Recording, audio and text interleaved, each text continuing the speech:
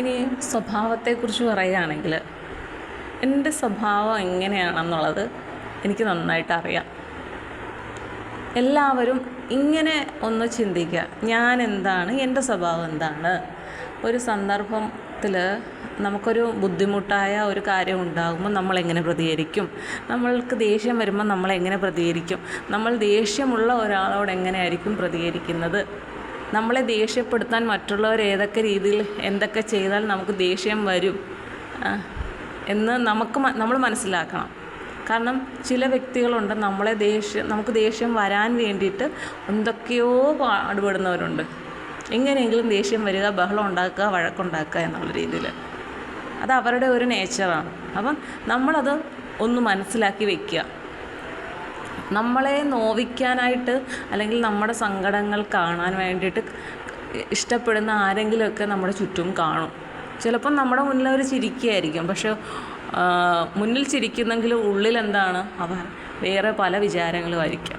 അതാണ് ഓരോരുത്തരുടെ മനസ്സിൻ്റെ രീതി എന്ന് പറയുന്നത്. എന്നെ സംബന്ധിച്ച് എൻ്റെ കാര്യത്തിൽ ഏറ്റവും മോശമായ ഒരു സ്വഭാവം എന്ന് പറയുന്നത് എൻ്റെ ദേഷ്യമാണ്. നിൽക്കുന്ന ഇപ്പിൽ ദേഷ്യം വരുന്ന ആളാണ്. ചെറിയൊരു കാര്യത്തിന് പെട്ടെന്ന് ദേഷ്യം വരുന്ന ആളാണ് ഞാൻ.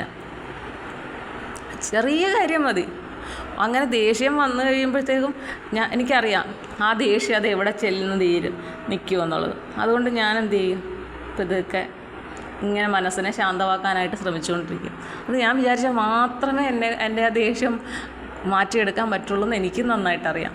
അതുകൊണ്ട് ഞാൻ അങ്ങനെയുള്ള സന്ദർഭങ്ങളെ മാറ്റി നിർത്താൻ, എന്തെങ്കിലും ഉണ്ടായാൽ അവിടെ നിന്ന് മാറി നിന്ന് മനസ്സൊന്ന് റിലാക്സ് ചെയ്യിക്കാൻ വേണ്ടി ശ്രമിക്കാറുണ്ട്. ഇപ്പോൾ കുഞ്ഞിനോടൊക്കെ ദേഷ്യപ്പെടാറുണ്ട് ഞാൻ.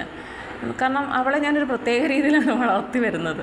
ഏറ്റവും പെർഫെക്റ്റായിട്ടൊരു ഇരിക്കണമെന്നൊക്കെ ഉള്ള ആഗ്രഹമുള്ള ആളാണ്. അപ്പം അവൾ ചില സമയത്ത് അവൾ ഓരോന്നൊക്കെ കാണിച്ചു കൂട്ടുമ്പോൾ ഞാൻ വഴക്കൊക്കെ പറയും. അപ്പം അതൊക്കെ ചിലപ്പോൾ അവളിങ്ങനെ എന്നെ നോക്കും, ഇതെന്ത് എന്നെ ഇങ്ങനെ പറയുന്നതെന്ന്. കുറച്ചേരം കഴിയുമ്പോൾ പോട്ടെ, സാരമില്ല.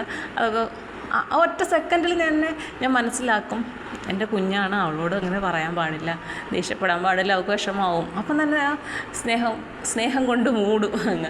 അങ്ങനെ പെട്ടെന്ന് അതിൽ നിന്ന് മാറും. പിന്നെ എനിക്ക് സങ്കടം ദേഷ്യമൊക്കെ വരുമ്പോഴത്തേക്കും പെട്ടെന്ന് ഞാൻ അവളുടെ അടുക്ക വരും, അമ്മയ്ക്കൊരു ഉമ്മതാ, അല്ലെങ്കിൽ ഞാൻ കെട്ടിപ്പിടിക്കുക എന്നൊക്കെ പറയുമ്പോഴത്തേക്ക് എൻ്റെ അടുക്ക വരും, എനിക്കൊരു ഉമ്മയൊക്കെ തരും. വിഷമിച്ചിരിക്കുകയാണെങ്കിൽ അവൾക്ക് ഒരു പക്ഷേ മനസ്സിലാവുന്നുണ്ടായിരിക്കും, അമ്മയെന്ന് വിളിച്ച് എൻ്റെ അടുത്ത് വരും. എന്നിട്ട് ചിലപ്പം ഞാൻ പോലും ചോദിക്കാതെ എനിക്ക് ഉമ്മയൊക്കെ തരും. അപ്പം അതൊരു ശരിക്കും ഒരു നല്ല റിലാക്സ് ചെയ്യുന്ന ഒരു ഫീലാണ്. അപ്പം ഞാൻ എൻ്റെ കുഞ്ഞിനെ വെച്ചിട്ടാണ് പറയുക ആ ഒരു റിലാക്സ് ചെയ്യുന്ന ഒരു. പക്ഷേ ഇതിനപ്പുറം ഭാര്യമാരെ കെയർ ചെയ്യുന്ന ഭർത്താക്കന്മാരുണ്ട്, ഭർത്താക്കന്മാരെ കെയർ ചെയ്യുന്ന ഭാര്യമാരുണ്ട്. ആങ്ങളെയും പെങ്ങളും ആണെങ്കിൽ തന്നെയും എന്താ ചേട്ടാ, അല്ലെങ്കിൽ എന്താടി, നിനക്ക് എന്ത് പറ്റി എന്നൊക്കെ ചോദിക്കുന്ന അങ്ങനെയുള്ള ബന്ധങ്ങളും ഉണ്ട്. ഞാൻ എൻ്റെ കുഞ്ഞ് എന്ന് പറയുന്നത് എല്ലാവർക്കും ഇപ്പം കുഞ്ഞുങ്ങൾ അങ്ങനെ, അപ്പം മുതിർന്നു പോയ കുഞ്ഞുങ്ങളാണെങ്കിൽ അങ്ങനെ ഉള്ളൊരു സാഹചര്യമല്ലല്ലോ. അപ്പം ഞാൻ പറയണം അങ്ങനെ. അപ്പം നമുക്ക് ആരും ഇല്ലെന്ന് തോന്നുന്നത് നമ്മൾ സ്വയം ഓരോന്ന് വഴികൾ കണ്ടെത്തുക. എപ്പോഴും നമ്മുടെ മനസ്സ് സന്തോഷമായിട്ടിരിക്കാൻ നോക്കുക എന്നതാണ് ഏറ്റവും വലിയ കാര്യം. അപ്പം എൻ്റെ ദേഷ്യം അതാണ് എൻ്റെ ഏറ്റവും മോശമായ സ്വഭാവം.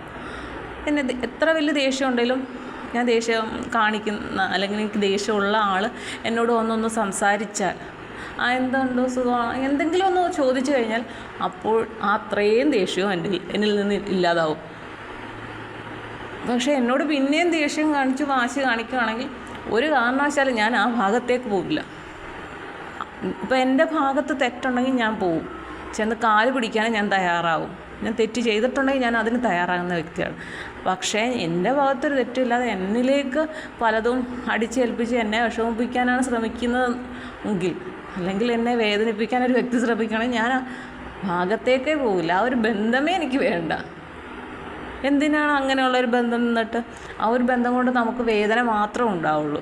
പിന്നെന്തിനാണ് പുറകെ നടന്ന് ആ വേദന വാങ്ങിച്ചിട്ട് നമുക്കൊന്നും നേടാനില്ല, നമുക്ക് നഷ്ടമേ ഉണ്ടാവുള്ളൂ. അപ്പോൾ എന്നെ സംബന്ധിച്ച് എൻ്റെ ദേഷ്യമാണ് എനിക്ക് ഇഷ്ടമില്ലാത്ത ഒരു കാര്യം.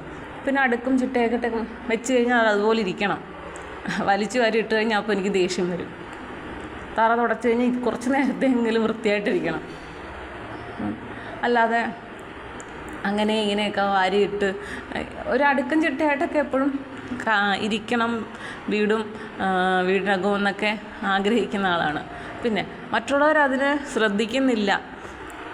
അവരവരുടെ ഇഷ്ടത്തിനാണ്. നമ്മൾ കഷ്ടപ്പെട്ടെല്ലാം വൃത്തിയാക്കി വെച്ചാലും ബാക്കിയുള്ളവരതെല്ലാം നശിപ്പിക്കുകയാണെങ്കിൽ പിന്നെ ഞാൻ എന്ത് ചിന്തിക്കുമെന്നറിയാം, എന്തിനാ ഞാൻ വെറുതെ ഇങ്ങനെ കിടന്ന് ചെയ്യുന്നത്, അങ്ങനെ തന്നെ വൃത്തികേടായിട്ട് കിടന്നോട്ടെ എന്ന് ഞാൻ ചിന്തിക്കും. അങ്ങനെ കുറേ നാൾ അങ്ങനെ മോശമായിട്ട് കിടക്കും. പിന്നെ ഞാൻ ആലോചിക്കും, എന്തിനാ വെറുതെ അങ്ങനെയൊക്കെ ചിന്തിക്കുന്നത്, അത് അവരുടേതായിട്ടുള്ള രീതി, അപ്പം ഞാൻ എൻ്റേതായിട്ടുള്ള രീതി ചെയ്യുക എന്ന് ഇങ്ങനെ ഞാൻ ചിന്തിക്കാറുണ്ട്. അങ്ങനെ പിന്നെയും വീണ്ടും എൻ്റെ ജോലികൾ വീണ്ടും അങ്ങനെ തന്നെ ചെയ്തുകൊണ്ടിരിക്കും. അത് മിക്കവാറും എല്ലാവരുടെയും ഒരു സ്വഭാവമായിരിക്കില്ലേ. നമുക്ക് ദേഷ്യം വരും, സങ്കടം വരും. നമ്മൾ ഒരുപാട് കഷ്ടപ്പെട്ടായിരിക്കും അടിക്കും പെറുക്കിയെല്ലാം വയ്ക്കുന്നത്. അപ്പോൾ ഇങ്ങോട്ട് വന്ന് വലിച്ചു വാരി വയ്ക്കുക എന്ന് പറഞ്ഞാൽ നമുക്ക് ബുദ്ധിമുട്ടുണ്ടാക്കുന്ന കാര്യമാണ്. അതൊക്കെ എൻ്റെ ഒരു സ്വഭാവത്തിൻ്റെ കാര്യമാണ്. എനിക്ക് എൻ്റെ സ്വഭാവം ഇഷ്ടമില്ലാത്ത ഒറ്റ ഒരു കാര്യമുള്ളൂ, എനിക്ക് പെട്ടെന്ന് ദേഷ്യം വരും, ചില കാര്യങ്ങൾ ഉൾക്കൊള്ളാൻ പറ്റത്തില്ല. അതെനിക്ക് ഞാൻ ആരോടും അനാവശ്യമായിട്ട് ഒന്നിനും പോകുന്നില്ല. അപ്പോൾ എൻ്റെ അടുത്തും അങ്ങനെ അനാവശ്യമായ ഒരു കാര്യത്തിനും ആരും പറഞ്ഞുകൊണ്ട് വരരുത്. ഇതാണ് എൻ്റെ ഒരു നേച്ചർ. ഇങ്ങോട്ട് നല്ലതാണെങ്കിൽ അങ്ങോട്ടും നല്ലത്, ഇങ്ങോട്ട് മോശം കാണിച്ചാൽ അങ്ങോട്ട് മോശം പറയുകയും ചെയ്യും. പിന്നെ ആ ഒരു ബന്ധം കാണത്തുമില്ല. ആ ഒരു രീതിയാണ് എൻ്റേത്.